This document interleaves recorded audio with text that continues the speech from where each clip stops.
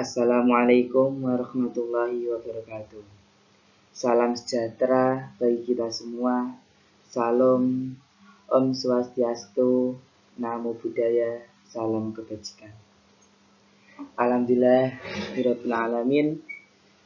Puji syukur kehadirat Allah yang telah melimpahkan rahmat bagi kita semua, sehingga kita pada pagi hari ini masih diberi kesempatan sehat, ketetapan iman dan Islam. Dan pada pagi hari ini kita bisa belajar kembali mata kuliah pembelajaran Bahasa Indonesia FISD. Sebelum saya memaparkan apa yang saya sampaikan, izinkanlah saya bersama teman saya memperkenalkan diri.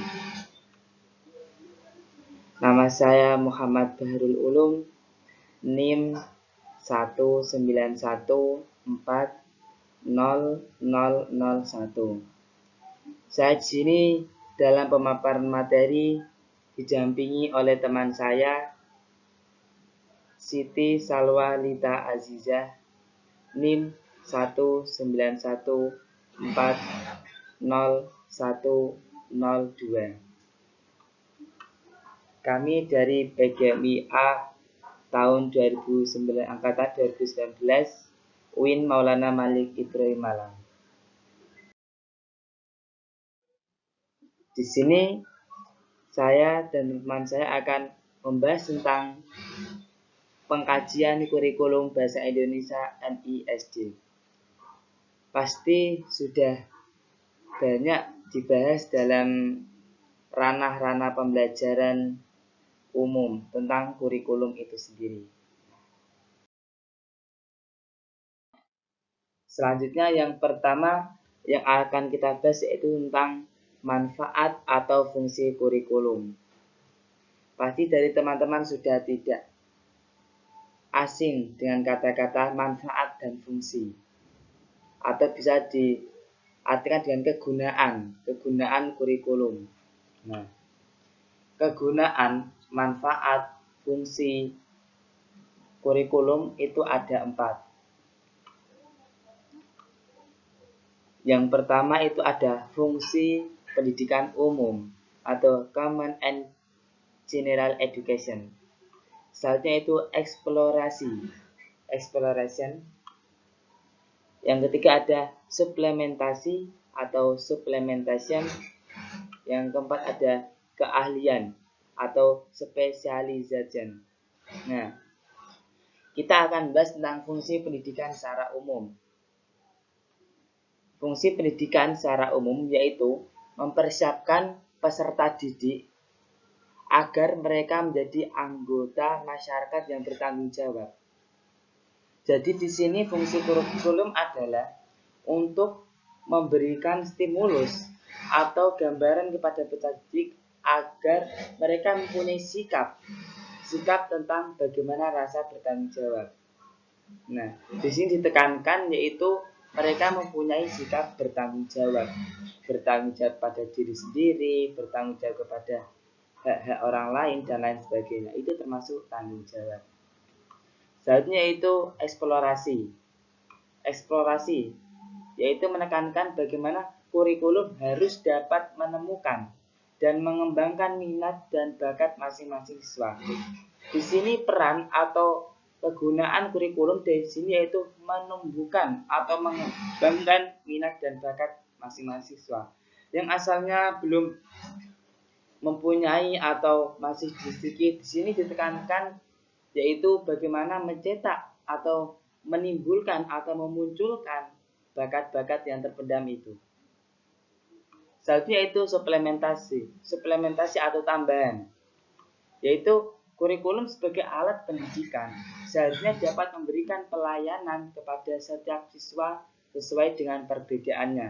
Nah, di sini ditunjang bagaimana suatu instansi atau lembaga yang menaungi suatu pendidikan dituntut untuk menambahkan atau menggerakkan bagaimana mereka bisa memunculkan atau membuka atau menerbitkan atau mengembangkan bakat dan minat yang dipunyai oleh peserta didik. Nah, terkadang kan banyak peserta didik yang notabene malu atau pemalu, padahal dia bisa. Nah, di sini ditekankan untuk menggali potensi-potensi tersebut. Nah, adanya yaitu fungsi suplementasi. Lalu fungsi keahlian atau specialization. Di sini dituntut kurikulum yaitu agar mengembangkan kemampuan sesuai dengan keahliannya atau bidang-bidang mereka.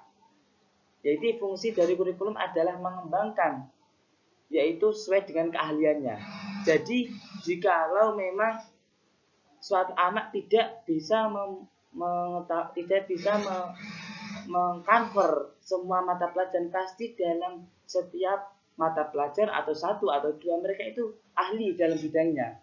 Jadi di sini ditekankan bagaimana seorang pendidik atau seorang yang menguasai atau yang mengambil alih suatu instansi, baik itu pengurus dan sebagainya, itu mereka menerapkan fungsi ini, fungsi kurikulum dan sebenarnya gitu.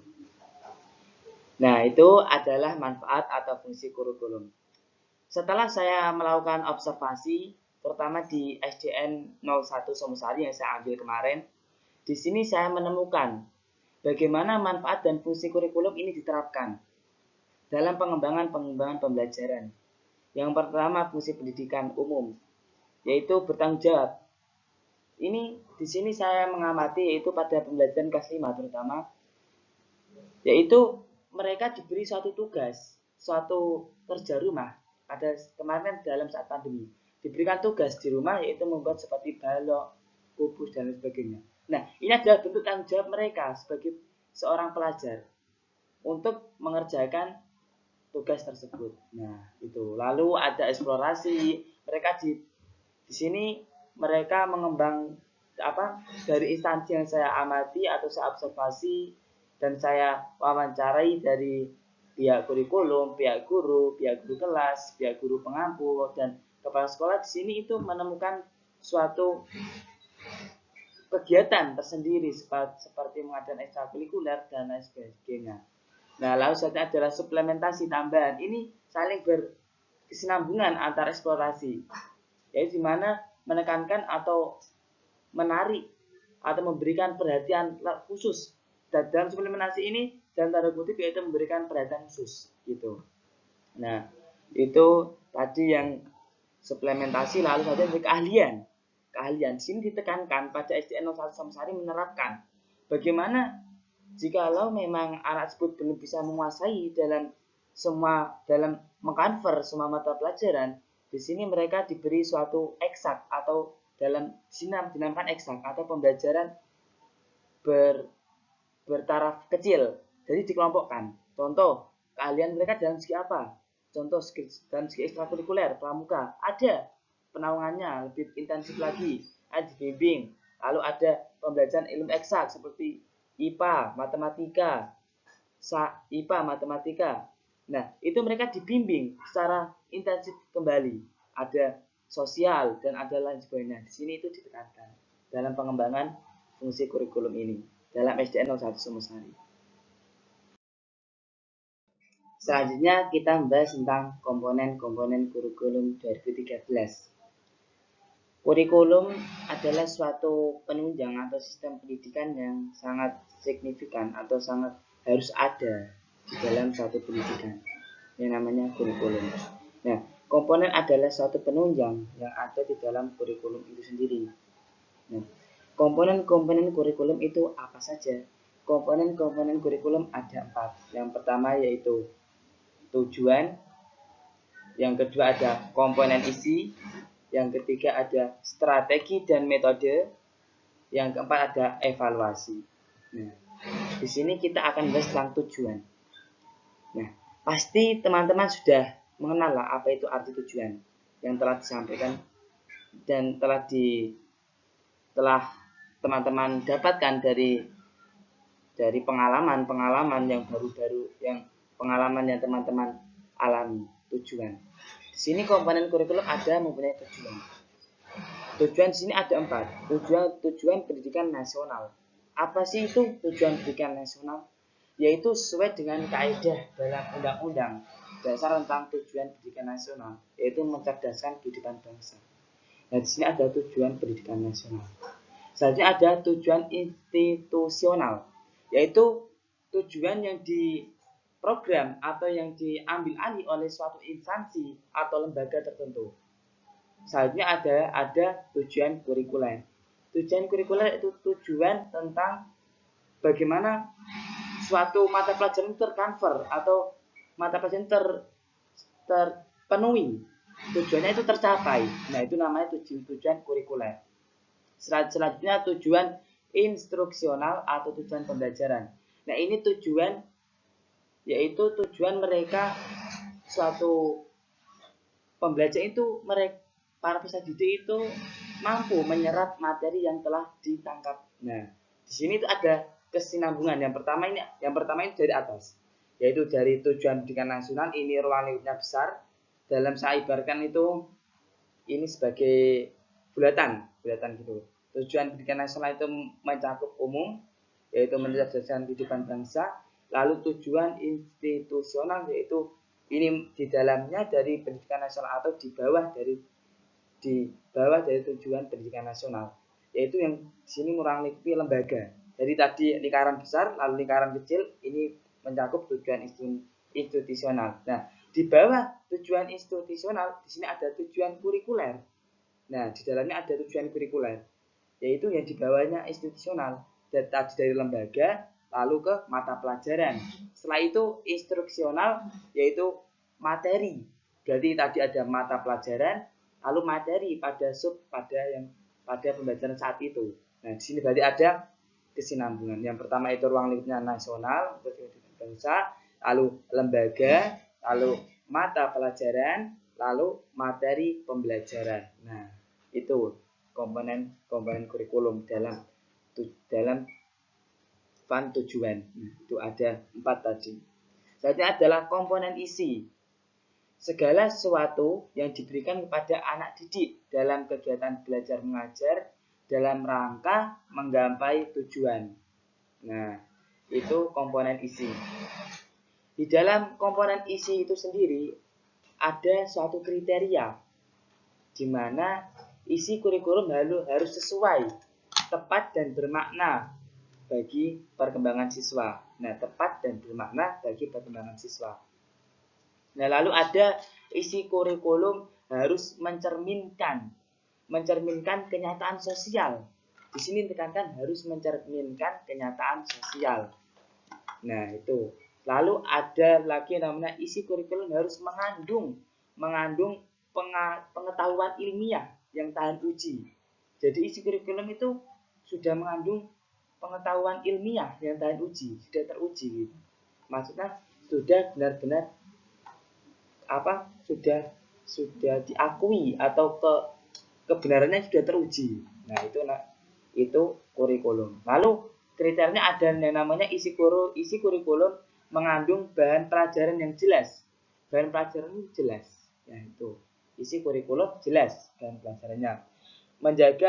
Isi kurikulum dapat menjaga tercapai tujuan pendidikan. Nah, komponen isi ini menjaga suatu tujuannya tadi. Jadi antara komponen satu dengan yang lain itu saling terikat. Komponen isi menjaga tujuan. Nah, itu.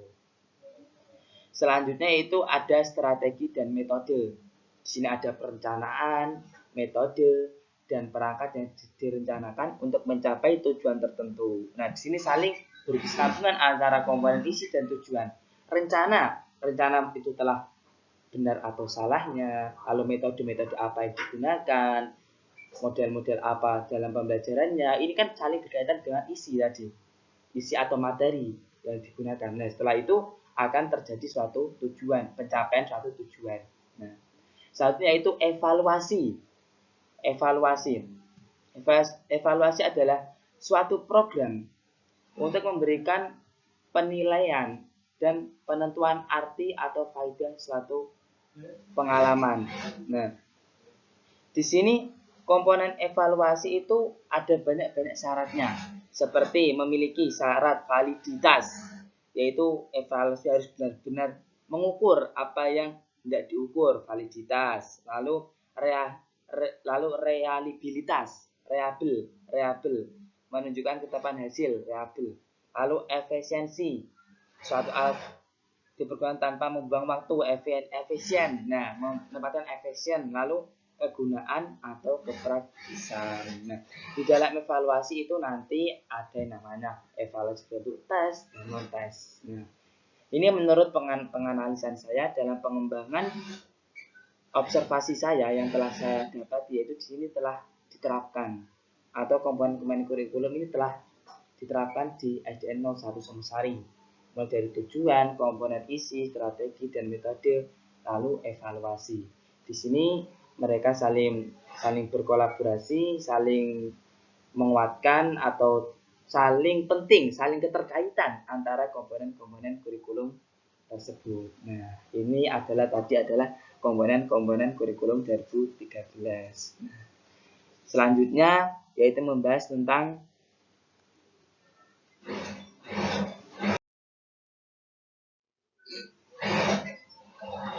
selanjutnya yaitu struktur kurikulum SD MI substansi mata pelajaran bahasa Indonesia. Nah, ini lebih signifikan, sudah tidak umum lagi.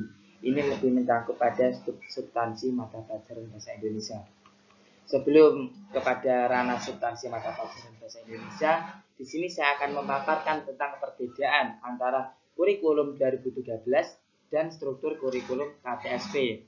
Nah, dalam struktur kurikulum 2013 atau biasanya kita sebut dengan K13, yaitu di mana mereka mengaplikasi konsep pengorganisasian konten dalam sistem belajar dan pengorganisasian beban belajar dalam sistem pembelajaran.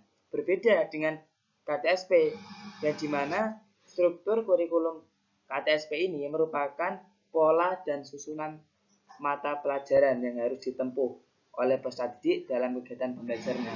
Di sini sudah terlihat jelas bagaimana perbedaannya. K13 itu melingkup keseluruhan, lalu hanya pada konsep pengorganisasian konten pembelajaran, sedangkan KTSP yaitu pola dan susunan mata pelajaran yang harus ditempuh, berarti keseluruhan. Nah, di sini saya akan tampilkan perbedaan antara KTSP dan kurikulum 2013. Dalam materi yang diajarkan ditekankan pada tata bahasa atau struktur bahasa. Materi yang diajarkan ditekankan pada kompetensi berbahasa sebagai alat komunikasi dan lain sebagainya. Itu teman-teman bisa lihat perbedaan antara KTSP dan kurikulum 2013. Di sini setelah saya menganalisis perbandingan antara KTSP dan kurikulum 2013, saya akan sampaikan penganalisan saya, yaitu di mana keterampilan mendengarkan. Di sini saya melihat dari keterampilan mendengarkan. Keterampilan mendengarkan dalam KTSP lebih menekankan pada isi materi yang lengkap dan terstruktur sesuai tingkat kelasnya. Sedangkan pada kurikulum 2013 lebih ditekankan pada pemahaman siswa dalam melakukan isi materi yang disampaikan. Nah, ini tadi pada substansi bahasa Indonesia. Lalu keterampilan berbicara. KTSP dan kurikulum hampir sama penerapannya, di mana ditekankan pada keterampilan berbahasa yang baik dan benar, serta sopan dan santun. Sedangkan untuk kelengkapan materinya, KTSP itu lebih rinci dibandingkan dengan kurikulum 2013. KTSP itu lebih terperinci. Lalu keterampilan membaca. Di dalam keterampilan membaca pada KTSP dan K13 sama-sama melengkap dalam materi. Namun pada K13 materinya lebih rinci dengan penambahan tema dan subtemanya. Nah, kan di dalam K13 sudah ditentukan tema dan subtema pembelajaran. Nah, di sini pada membaca ini, di sini K13 lebih unggul daripada KTSP. Nah, berbeda dengan berbicara tadi, di mana KTSP lebih unggul daripada K13. Selanjutnya yaitu keterampilan menulis, yaitu di mana KTSP lebih ditekankan pada isi materi yang lebih lengkap sesuai dengan struktur penulisan bahasa Indonesia yang baik dan benar, dan yang K13 itu lebih cenderung pada kegiatan semata, atau bisa disimpulkan tentang suatu KTSP ditekankan pada kemampuan praktek menulis. Nah, dari di sini saya simpulkan di mana KTSP itu tadi rinci lebih lengkap sesuai dengan struktur kelasnya. Lalu pada K13 itu hanya kepada kemampuan praktek menulis. Nah, di sini kita bisa simpulkan bahwa K13 dan KTSP itu saling melengkapi atau ada timbal balik di mana KTSP terkadang unggul, K13 ya gitu, terkadang ya unggul. Berarti sesuai prosedural. Nah, di sini itulah yang bisa saya sampaikan mulai dari tadi manfaat, lalu komponen-komponen kurikulum, sampai pada struktur kurikulum SD atau MI, substansi mata pelajaran Bahasa Indonesia. Selanjutnya, materi selanjutnya akan disampaikan oleh teman saya, Mbak Lita. Waktu dan tempat saya persilahkan. Standar kompetensi lulusan Bahasa Indonesia atau yang biasa disebut dengan SKL itu diartikan sebagai kualifikasi kemampuan kelulusan yang mencakup sikap, pengetahuan, dan keterampilan yang dimiliki oleh peserta didik yang sesuai dengan standar nasional yang telah disepakati. Standar kompetensi lulusan digunakan sebagai pedoman penilaian untuk menentukan kelulusan peserta didik dalam suatu pendidikan. Standar kompetensi lulusan Bahasa Indonesia di tingkat SD atau MI yaitu yang pertama mendengarkan, memahami wacana yang berupa petunjuk, penjelasan, pesan, berita, pengumuman ataupun berbagai karya sastra seperti dongeng, puisi, cerita, dan pantun. Yang kedua yaitu berbicara menggunakan wacana lisan untuk mengungkapkan perasaan, pikiran, dan informasi dalam kegiatan tegur sapa, perkenalan, dan wawancara. Yang ketiga yaitu membaca menggunakan berbagai wacana yang berupa teks panjang, petunjuk, dan berbagai karya sastra seperti dongeng, puisi, ataupun cerita. Yang keempat yaitu menulis, melakukan berbagai kegiatan untuk mengungkapkan pikiran, perasaan, dan informasi dalam bentuk yang sederhana. Silabus pembelajaran Bahasa Indonesia. Silabus sendiri itu merupakan rencana pembelajaran atau tema tertentu yang mencakup standar kompetensi, kompetensi dasar, materi pokok, kegiatan pembelajaran, indikator, pencapaian kompetensi untuk penilaian, alokasi waktu, dan sumber belajar. Pengembangan KD ke indikator dalam pembelajaran Bahasa Indonesia dalam tingkat SD atau MI, yaitu ada beberapa tahapan. Yang pertama, menganalisis tingkat kompetensi dalam SK dan KD, kemudian menganalisis karakteristik mata pelajaran, peserta didik dan sekolah, menganalisis kebutuhan dan kompetensi, merumuskan indikator, dan yang terakhir mengembangkan indikator penilaian.